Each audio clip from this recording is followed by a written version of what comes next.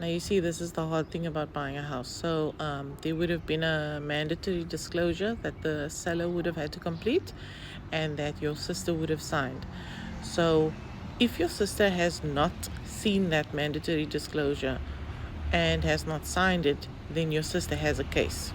All right, so it should be two documents. It should be a document with the letters PPRA on top, which stands for Property Practitioners Property Practitioners Regulatory Authority. Sorry, my mouth is dry. And also, a lot of companies have their own version of this disclosure. So this disclosure basically, it's a questionnaire that the agent goes through with the seller to find out if there are any leaks, defects, any plumbing issues, any electrical issues, any structural defects on the property. And if the seller is untruthful on that disclosure, then you have a case. The problem is it's very hard to prove that the seller is aware of things.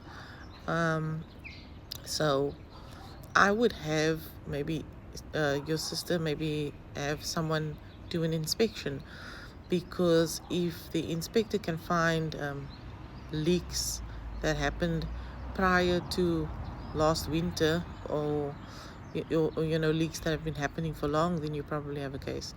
It's normally very difficult because this is based on what the seller is aware of.